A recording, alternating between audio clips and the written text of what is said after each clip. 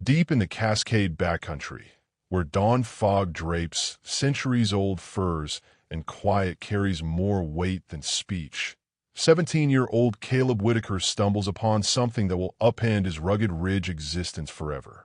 She lies senseless beside Harper's Run, her silk garments ripped and caked with earth, her skin white as fresh frost. No trace of how she reached this isolated hollow. No hint of who she is or where she calls home. When she stirs, shivering and lost, Caleb offers a rough palm scarred from years of high country labor. "Come on," he says plainly, giving the only gifts he owns, refuge in his family's weathered lodge and safety in a land that has drilled survival into his bones. What Caleb cannot guess is that this stranger harbors truths that ruthless men would murder to bury. But what happens when the woman he has come to cherish recalls the full weight of her real name?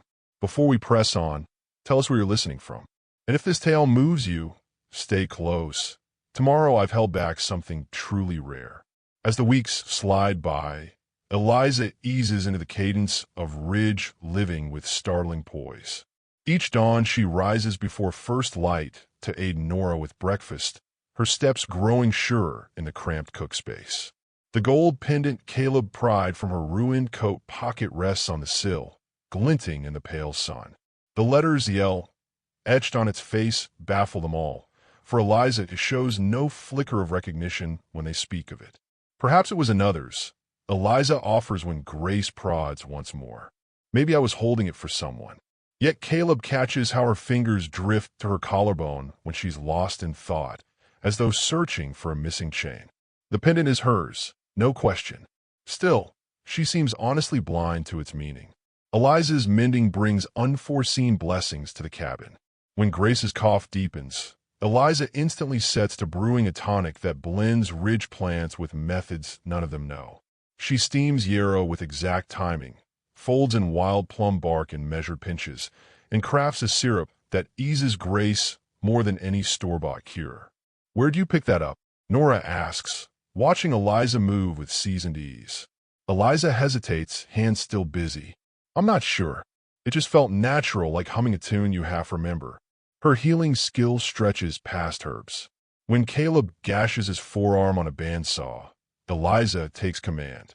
She flushes the cut with a thoroughness that smells of hospital training, probing for grit with the calm of someone schooled in sterile technique. "This wants stitches," she states, then closes the wound in tidy, even rows that would satisfy any surgeon. Her hands never tremble. Her attention never wavers. "You've done this before," Caleb says, studying her. "Must have," she answers, "but I can't recall the lessons. My fingers remember what my head has lost." These flashes of her former life form a tantalizing riddle. Eliza plainly hails from a sphere where women study medicine, either vast money or forward minds. Yet she slips into their plain days without protest, taking pleasure in chores most rich girls would scorn. Her nearness reshapes their nights. After supper, Eliza often lifts the battered mandolin that once belonged to Caleb's father, tuning it with deft fingers. She plays airs they've never heard, intricate lines that hint at conservatory halls, yet quickly masters the spare ridge tunes Nora hums. "Music crosses every border," she says one twilight, backing Nora's clear voice on an old trail song. "It ties us to something older than names." Caleb finds himself lingering for these evenings, not only for the melodies but for the way Eliza's face shifts when she plays. The doubt that shadows her by day melts away, replaced by an assurance that says music was once her compass. Their talks deepen as Eliza's vigor returns.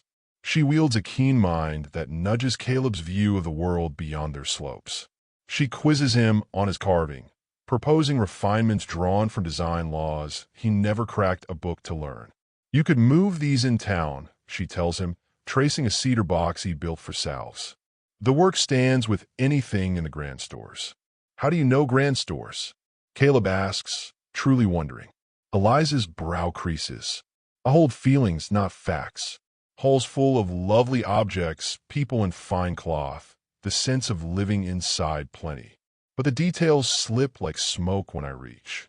Her night terrors strike now and then, leaving her rattled. She bolts awake calling phrases they can't parse, clipped words about deals and duties.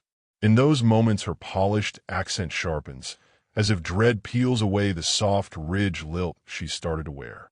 "They're coming," she whispers one gray morning after a fierce dream. "I feel them closing in." Caleb trusts the warning. Ridge instinct has kept him alive.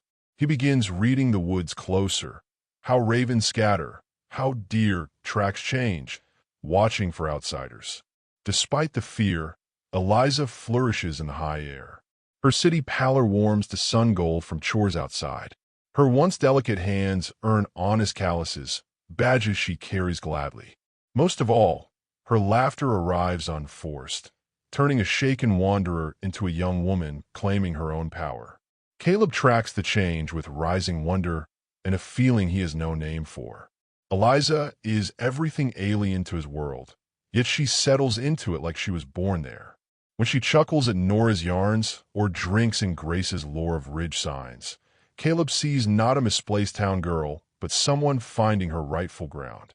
The gold pendant still catches the dawn each day, a quiet promise that Eliza's past will not stay buried.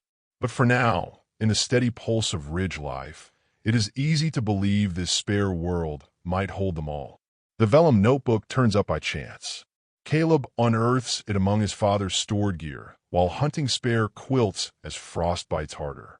The slim volume holds mostly empty leaves, but its supple hide, cover, and thick ivory pages tell him Eliza will value it. "For your mind," he says that night by the hearth, handing it over.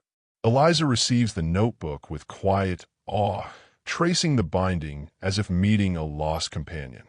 "Thank you." I felt the urge to set things down, though I don't know why. That same evening, Caleb glimpses her through the cracked door of her room, hunched over the pages by lantern glow. Her pen sweeps in graceful, practiced strokes, shaping letters with the flourish of boarding school polish. The sight seals what he guessed. Eliza learned writing as a gentle art. In the days that follow, scribbling becomes Eliza's twilight rite. She covers sheet after sheet with notes on ridge ways, careful sketches of moss and martins, and memory shards that rise like mist off still water. Her script speaks as loud as her words, flowing, schooled, exact. "Mind if I ask what you're setting down?" Grace wonders one night, honest interest softening her tone. Eliza shuts the notebook with care, her fingertips resting on the hide. "All I can hold on to and all I want to keep. This ridge, your warmth, the way dawn spills over the plank table, and the scraps of before that keep drifting up. Does putting it down bring more back?" Nora asks, easing onto the bench with her mending. "Sometimes when I write this life, it's sharp and solid, but the older pieces scatter like steam.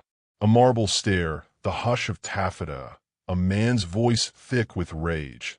None of it knits together." Caleb has been schooling Eliza in ridgecraft, and their daily rounds open doors to closer talk.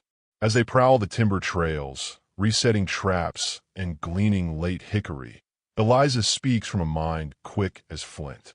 "You read stories in everything," she says, watching Caleb weigh bent grass and snapped stems. "The way you know this forest reminds me of something I can't quite catch." "Ridge blood learns to see what's out of place," Caleb answers. "Living rides on it." "Yes, but you do more. You translate. You build whole tales from tracks." Eliza stops beside a towering hemlock, tracing its bark ridges. "I think I once did the same, only with different signs." These hints paint a sharper picture. Eliza grasps contracts and bargaining with a fluency no schoolmarm ever taught. When Caleb grumbles about timber buyers shaving prices, she names the game at once. They're trading on hidden knowledge. They know city rates, but play dumb on grade. "You could turn that by." She halts, startled by her own certainty.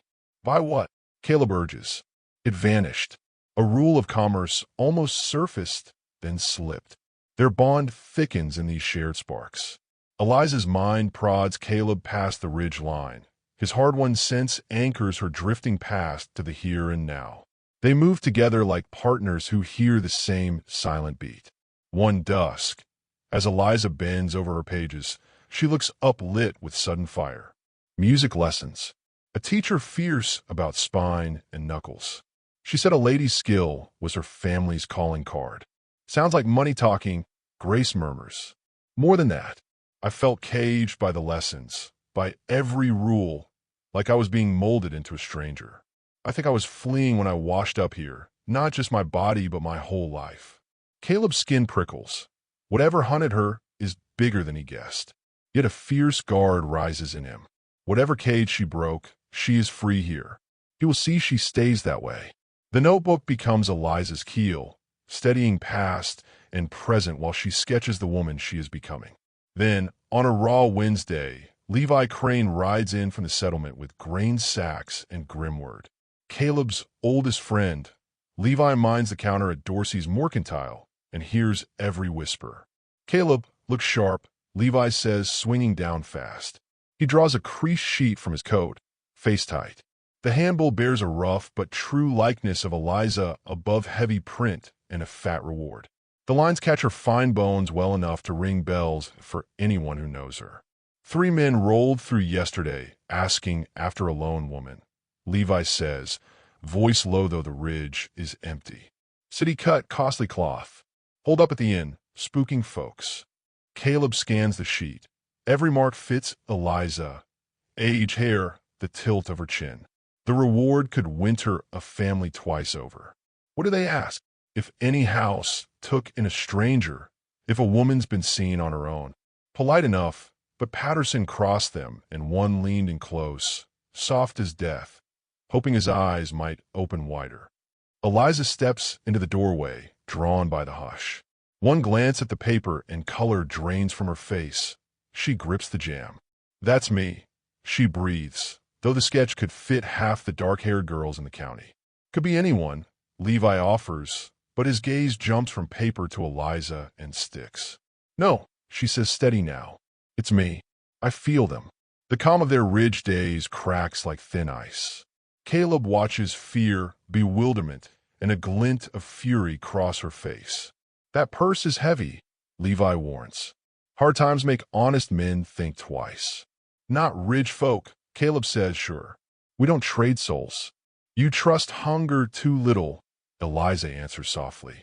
Gold like that rewrites right and wrong.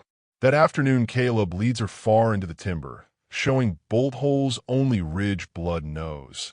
Caves behind waterfalls, blind pockets in the laurel. We won't let them have you, he vows inside a cavern where the roar of falling water swallows sound. Whatever you ran from, we meet it side by side. Eliza's eyes shine with unshed tears. You don't know the weight you're lifting. A reward this size means power. Power means blood for anyone in its path. Then we walk quiet, but we don't leave you. She grips his sleeve. I'm catching pieces, shouted threats, a voice claiming I was property. I broke free of something ugly. If they find me, they must not find you. Caleb cuts her off.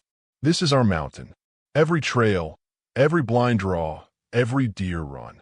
City coats won't last a day without a guide. Still, the promise sits heavy on him. Whatever storm Eliza fled is rolling in, and their quiet ridge is its target. That night, they feed the handbill to the hearth flames, but the image burns brighter behind their eyes. Eliza writes in a fever, racing to trap every shard of memory before dread scatters them again. I remember velvet walls, she says as they crouch over a rough map of the high ridges. Footmen in livery, carriages with crests, rooms that smelled of beeswax and money. But I also remember the doors locking from the outside. I fled my own cage, and now the cage is hunting me. The poster was only the first echo. The past will not stay underground. The platinum flask lies half-sunk in the damp loam beside Harper's Run. Caleb spots the glint while resetting a snare at dawn. The metal is heavy, mirror-bright, chased with filigree that no ridge craftsman would waste time on. On the base, etched in block letters, Lancaster Holdings. Legacy in motion. He carries it back like a live coal. Eliza, he calls low from the doorway. Come see. She takes one look, and the color drains from her face. Her hand hovers, then jerks back as if the flask might bite. Lancaster, she breathes. That name is a chain. Anything solid? Not yet. Just the taste of iron when I read it. Like swallowing fear. She folds her arms tight, trembling though the morning is mild. Caleb, one of them dropped this where they found my tracks. They've stood on this ground. The blow lands hard. The hunters are no longer asking polite questions in town. They are walking the same dirt. We leave now, Eliza says. Running blind gets us snared. Caleb counters, mind already racing the ridges. But we don't stay. They pack with spare, practice speed. Grace folds salves and jerky. Nora bundles wool and oilskin. Eliza's hands move fast despite the tremor in them. Where? Grace asks, voice steady but eyes wet. High country, Caleb answers. Trails that forget strangers exist. The farewell is quick, brutal. Grace hugged them both hard. Love carves its own path through stone. Caleb leads Eliza upward on game, traces no map records, roots and rock ledges that demand memory of the mountain itself. They climb fast, brushing out sign as they go. Higher up, the air bites, and the memories bite harder. I see the man who carried that flask. Eliza says at a rest beside a snowmelt rill. Vincent Hale, my father's enforcer. Tall, always immaculate, eyes that price you like livestock. The wedding was set. I was the seal on a contract. White silk, orange blossoms, and the room spinning because I couldn't draw breath. She touches her throat, feeling for a necklace that isn't there. I bolted the morning of the ceremony. They reached the cave at dusk. An overhang Caleb's grandsire used for winter trapping, hidden behind a veil of water and screened by cedar. From inside, they can see the valley. From below, nothing sees them. Night falls. Eliza clings to him, shaking. They don't quit. Men like Vincent don't lose assets. You're not an asset, Caleb says, voice rough. You're a woman with a say. Not in their ledger. In their ledger, I'm ink and interest. The flask lies between them like a cold star. Tomorrow they push deeper. Tonight he holds her and swears without words. Freedom or nothing. The dried gentian bloom waits between the pages of Eliza's notebook. Caleb tucked it there on their second dawn on the run. High country blue, fragile as hope. He told her his great-aunt steeped the petals for fever. Eliza smiled, small and fierce, and pressed it flat. For when we remember why we're still walking.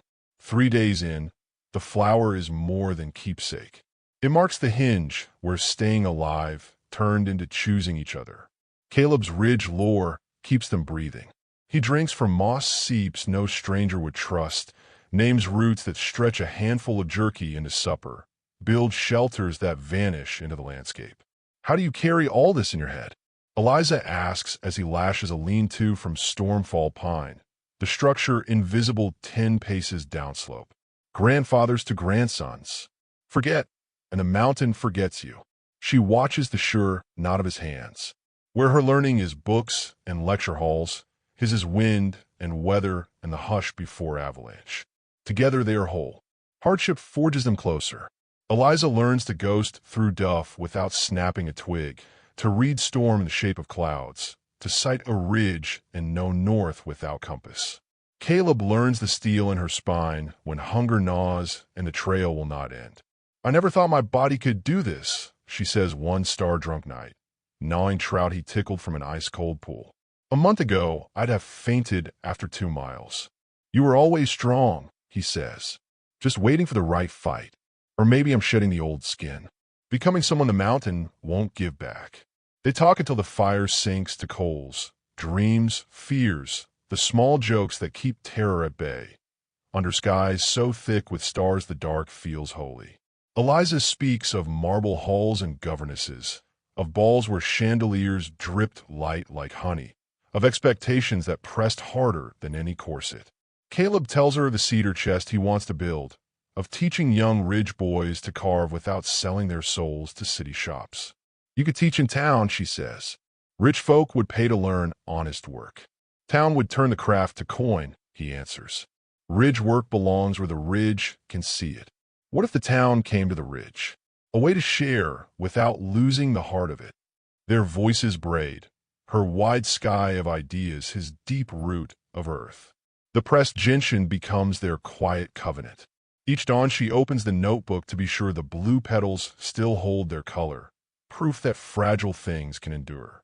On the fourth night, they kiss beneath a cedar-shrouded cascade, the water loud enough to swallow any hunter's ear.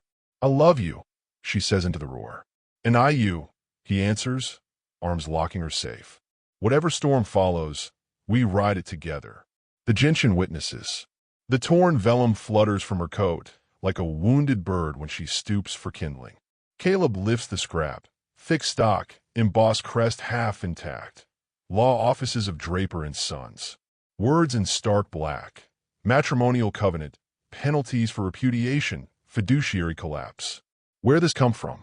Her fingers shake as she takes it. Color drains, memory floods. "My name isn't Eliza," she says, voice low but steady. "It's Evelyn. Evelyn Lancaster.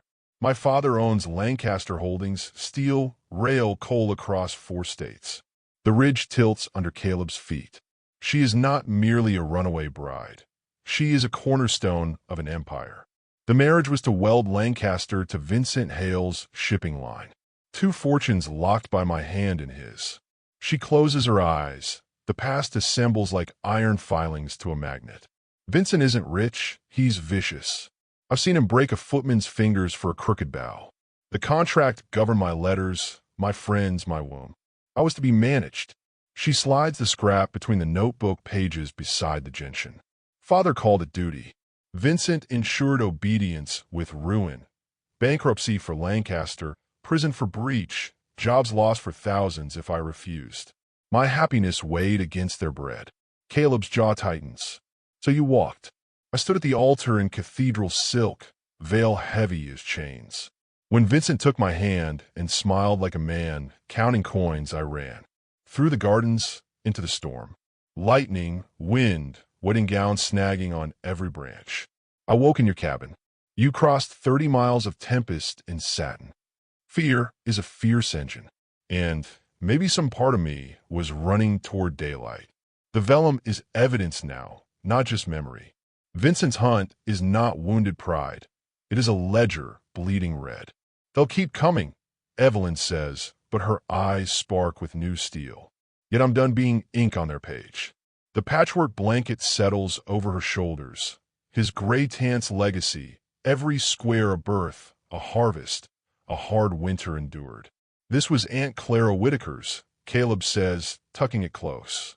Piece from dresses she wore from girl to grave. Evelyn traces the tiny, perfect stitches. In all the velvet rooms of her childhood, no hand had ever sewn love into cloth. "The certainty that someone's got your back, no matter the weather," she murmurs, tracing a faded square of calico. "And you're handing it to me?" "Ridge rule," Caleb says. "What's ours is yours if you need it." Great Aunt Clara would have taken one look and started measuring you for chores. They have holed up with Caleb's far-flung kin, the Driscoll clan, who lives so high the valley maps end in blank ink. Old Harlan Driscoll and his wife Laurel greet Evelyn without a blink. "Child's been dragged through hell," Laurel says, reading the tremor in Evelyn's hands. "But there's iron under the shake. Ridge iron. The Driscoll cabin is raw. Bark walls, dirt floor, smoke hole instead of chimney. Yet Evelyn dives in as if born to it. She learns to hang venison in the rafters, to salt beans in crocks, to twist willow bark into fever tea. "You've got surgeon's fingers," Laurel notes, watching Evelyn strip yarrow stems clean.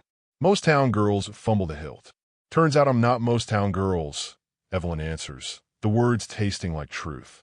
Word ripples along deer trails. Neighbors drift in with salt or gossip, eyes sharp on the stranger who has snared Caleb Whitaker's heart. Evelyn meets every stare with questions about loon tensions and moon phase planting, then writes letters for the illiterate and sets a broken wrist with city precision. She don't lord her book learning, reports Mabel Greer after a day of carding wool. Knows more than the parson, but don't make you feel small for it. Caleb watches the city heiress churn butter and laugh at goat antics, wonder blooming in his chest. "I'm meeting myself at last," she tells him one night by the Driscoll hearth. "Before, I was costume and script. Here I'm just useful." "You were never just anything," he says. The ridge only stripped the varnish. Old Harlan corners Caleb after supper. You've landed a bridge, boy. She walks both banks, and don't sink in either.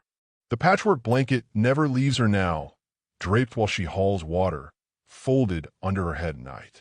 This has warmed 4 generations of Driscoll women, Laurel says. Each one carve a life from rock and storm. Carry it on. Evelyn feels the weight settle like a vow. The telegram rattles in Levi Crane's fist as he scrambles the goat track to the Driscoll door. He snatched it from Dorsey's counter before the city men could claim it. Lancaster Heiress confirmed High Ridge's stop reward, doubled stop father, failing empire, imperiled stop Vincent Hale greenlit, all 4 stop. Caleb reads it twice, knuckles white. How long till they trace the wire? Hours. The operator's already sniffing for extra coin. Evelyn scans the terse lines with her father's cold logic. Vincent's desperate. Father's dying means the board will fracture. He needs my signature to lock the merger before rivals circle. What's that change? Everything. Quiet scandal is off the table. He'll burn the mountain if he has to. Levi shifts. They're asking after you by name now, Caleb. Know you the shield. Evelyn opens her notebook. On one page, a charcoal sketch of her parents at a gala. On the facing, gentian quilt swatch, a child's thank you scratched in wobbly letters for the splint she set. I keep hearing the mill children, she says. If Lancaster folds, they starve. Vincent banks on my guilt. Caleb hears the old trap snap shut. What would your mother do? A slow breath. Mother never let anyone bleed to save her pride. She'd rewrite the rules. Evelyn closes the book, spine straight. Running Bottas time. The fight starts now. Evelyn stares at the portrait she drew, her mother's eyes steady, her father's hand on a chair that cost more than most Ridge cabins. Vincent thinks I'll crawl back, sign whatever he shoves under my nose. What if I walk in ready to take the chair and the company away from him? Her mother's memory is a flare in the dark, wealth used as shield, not shackle. I have to go back, she says, not to kneel, to finish what mother started. Keep the workers fed without selling my soul. Then we go together, Caleb answers, voice flat as forged steel. You don't know boardrooms. One wrong word, and they'll bury you in lawsuits. Ridge justice doesn't flinch at consequences when the cause is right. The portrait is the hinge, duty without chains. The hand-scratched map covers the Driscoll table like a living thing. Every gulch, seep, and bear trail within 30 miles is inked in symbols only Ridge eyes read. Vincent fights with lawyers and lead. Caleb tells a ring of neighbors.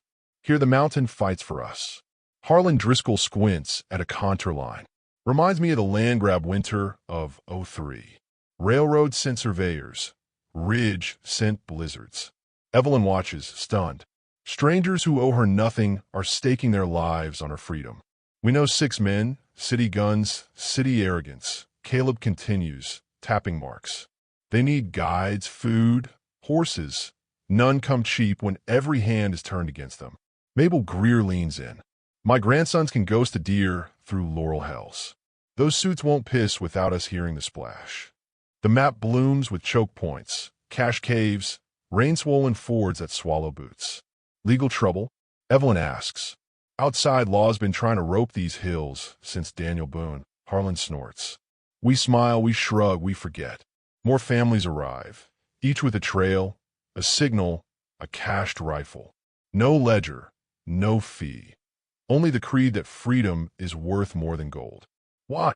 Evelyn asks Laurel later, voice cracking. You've been here a month, girl. You doctor my rheumatism, read psalms to old Pete, carried water without being asked. That makes you ours. Night falls. The map is now a treaty in charcoal and blood oath. Vincent brings money. The Ridge brings terrain and unbreakable will.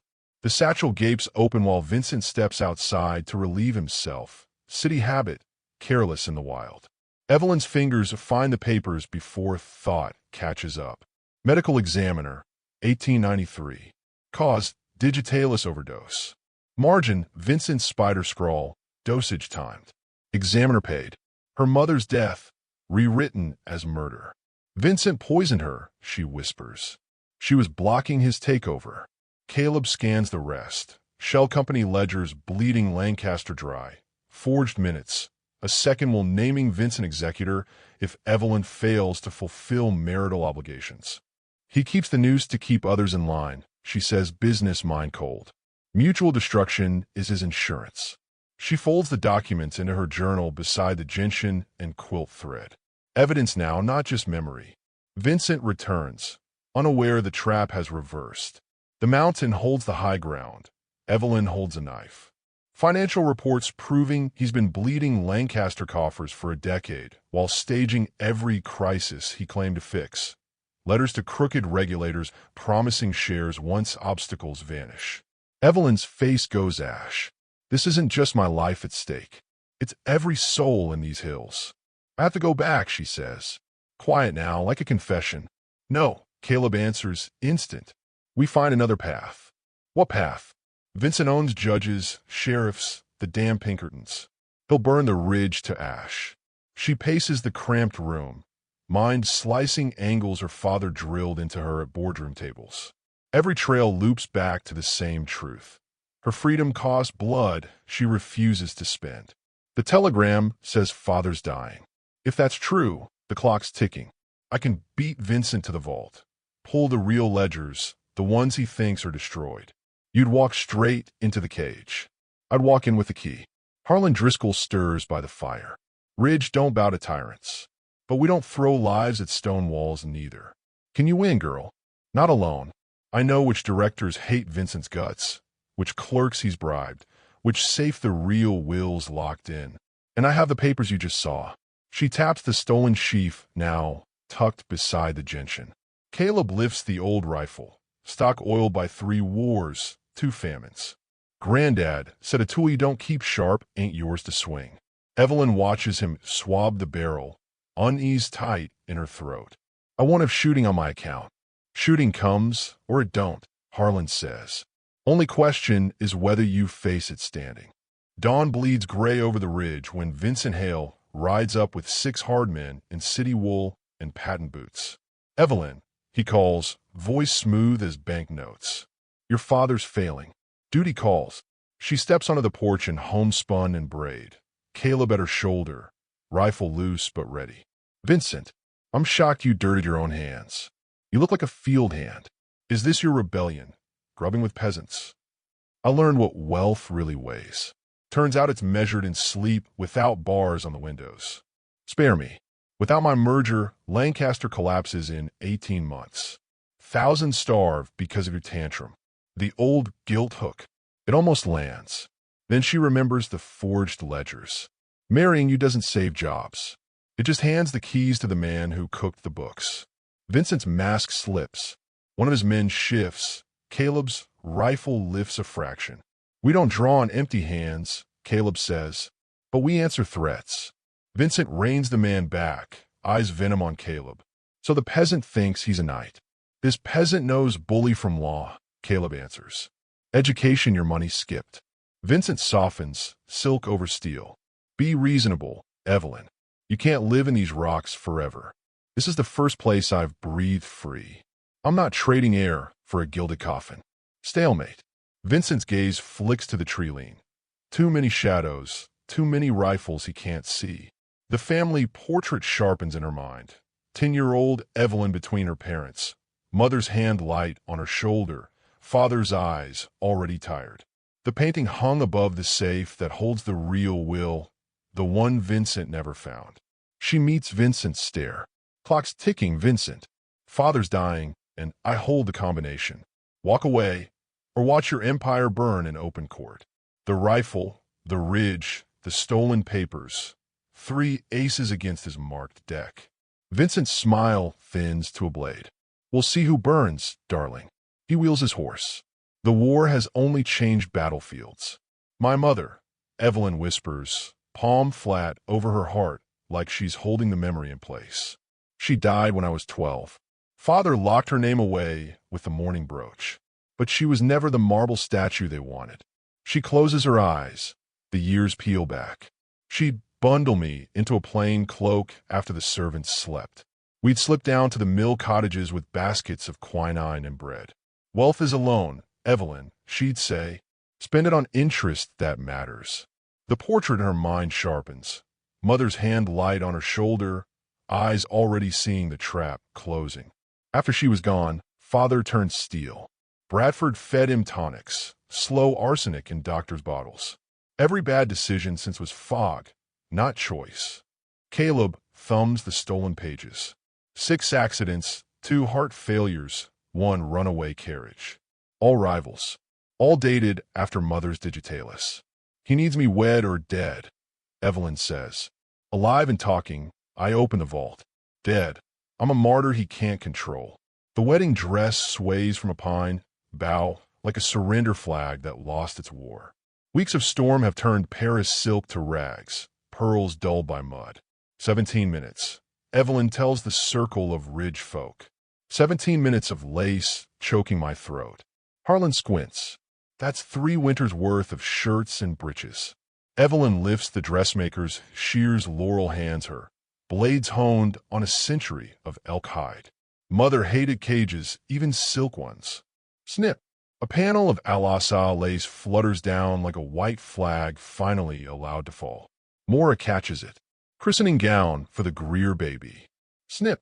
Satin bodice. Winter coat for old Pete who lost fingers to frostbite. Snip. Train, bandages, quilt backing, Sunday dresses. Each cut is a vow. No going back, no golden bars. Evelyn holds up the last scrap.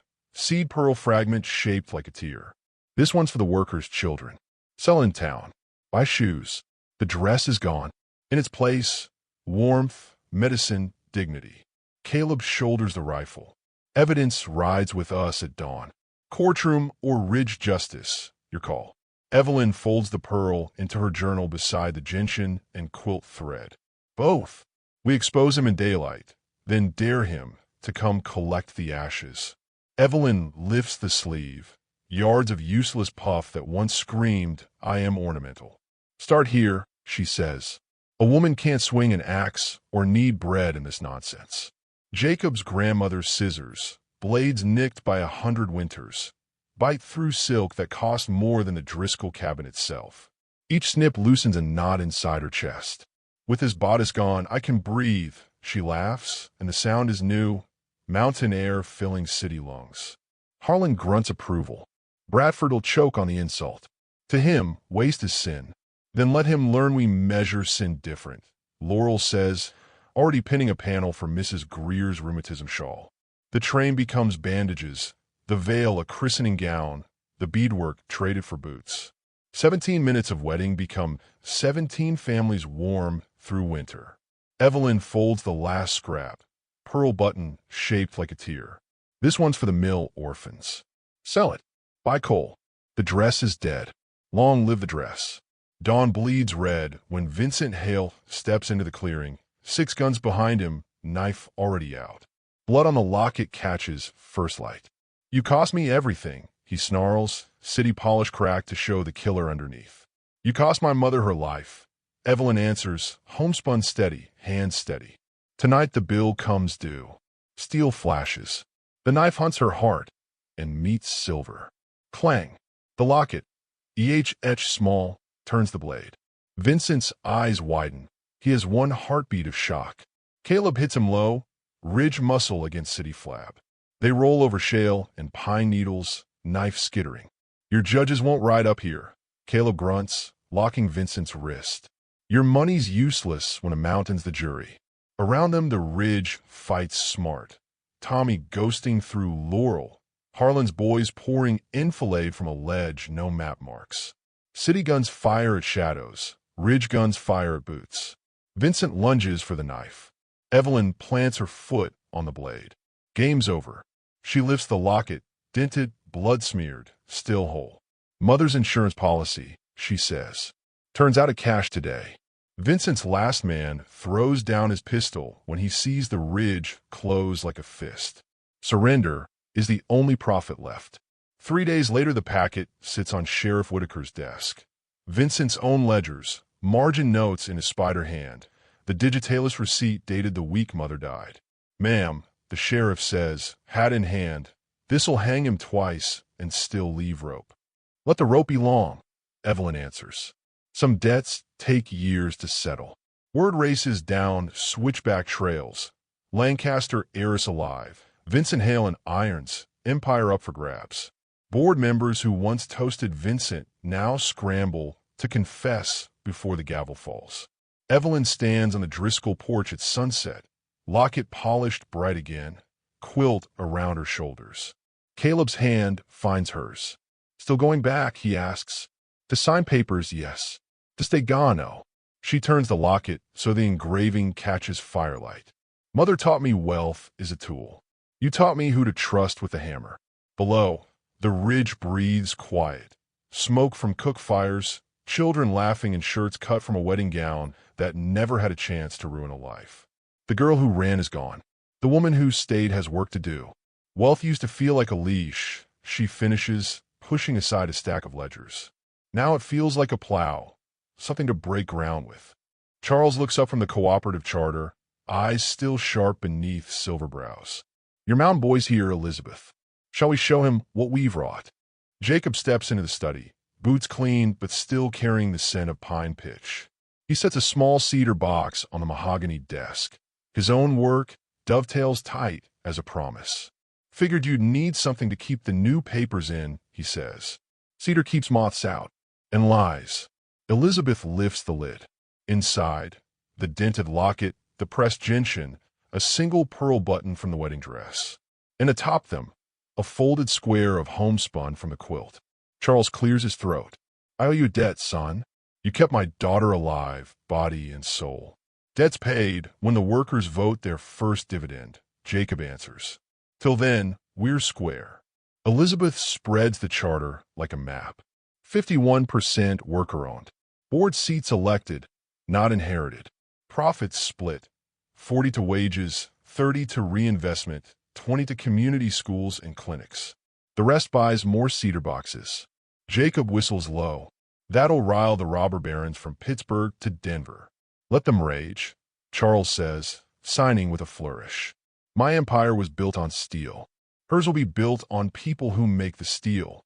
Elizabeth slips her hand into Jacob's. Come spring, we break ground on the first cooperative mill. You'll design the housing, ridge style, porches wide enough for rocking chairs and gossip. And you'll teach the children letters between shifts, he answers. Mountain Way, everyone eats, everyone reads, everyone decides. Outside, the first snow of the season dusts the estate's manicured lawns.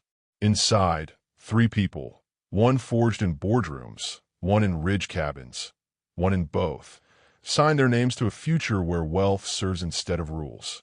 The locket glints as Elizabeth fastens it around her neck.